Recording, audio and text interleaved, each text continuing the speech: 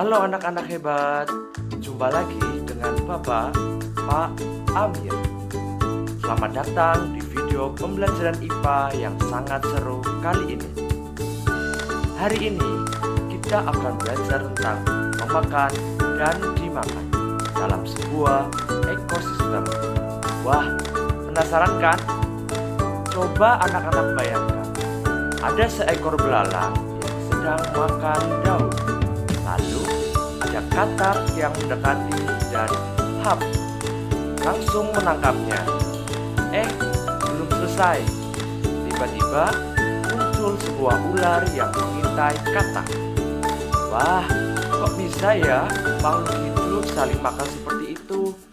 Siapa yang disebut produsen, siapa yang disebut konsumen? Tenang, kita akan menjelajah semuanya dengan cerita seru dan animasi yang keren ini.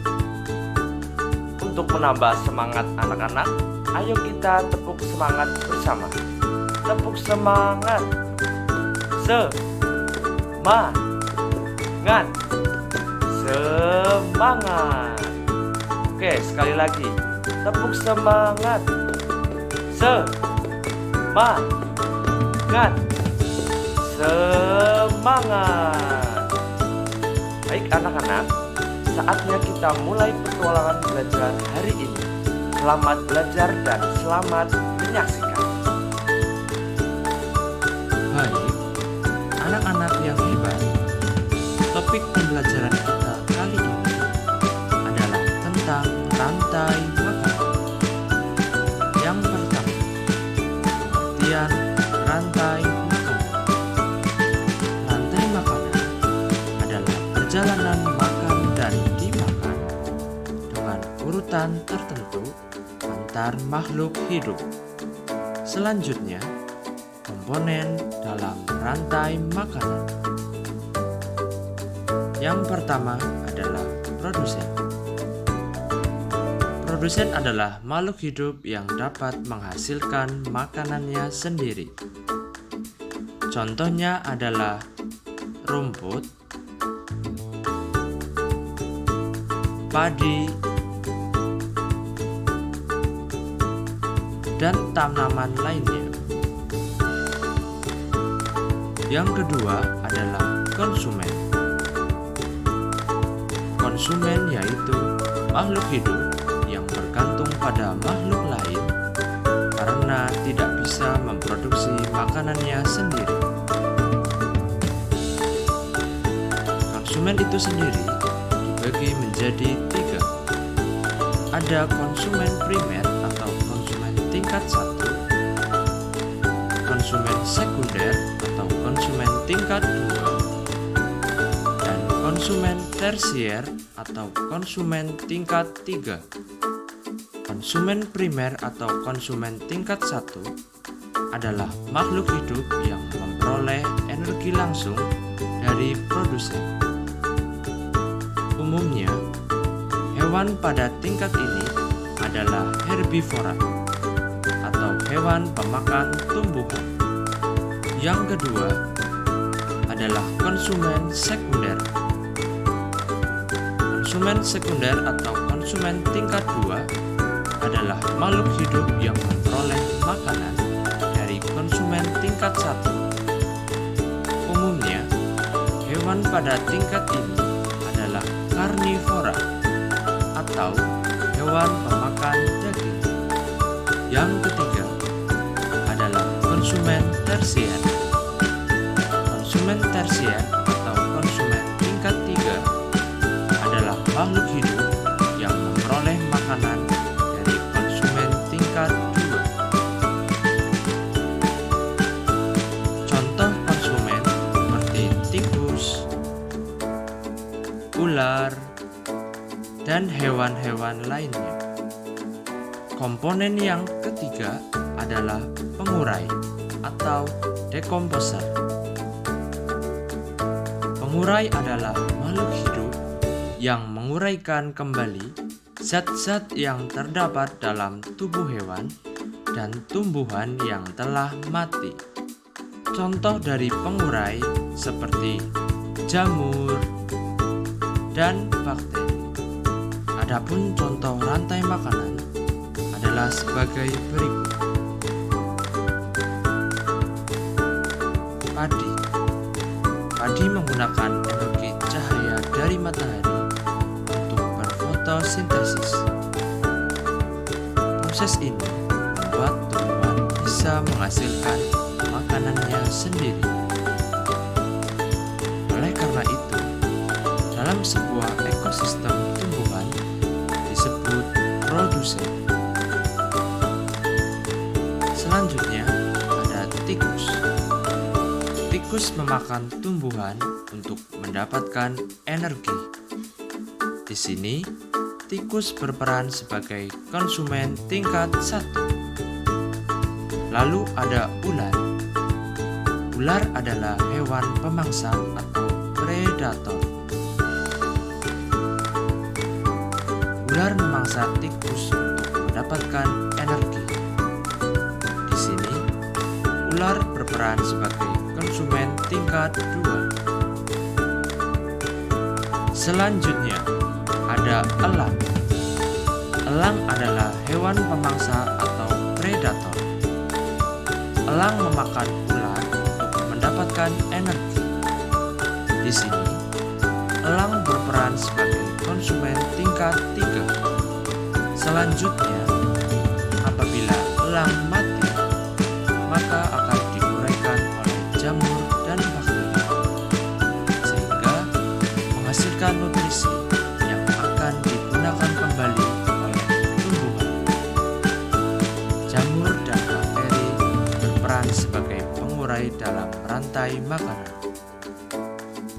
Anak-anak, coba perhatikan sebuah proses rantai makanan yang terjadi di area persawahan. Rantai makanan adalah upaya pemenuhan energi bagi organisme heterotrof dengan cara memangsa organisme lain. Di suatu persawahan terdapat tumbuhan padi yang dimakan belalang. Saking asiknya belalang bermain-main dan memakan padi, ia tidak menyadari bahwa katak sudah siap memangsanya. Di balik kegirangan sang katak, ada ular yang diam-diam mendekati katak tersebut. Di seberang sana ada makanan nih. Nyam nyam nyam nyam.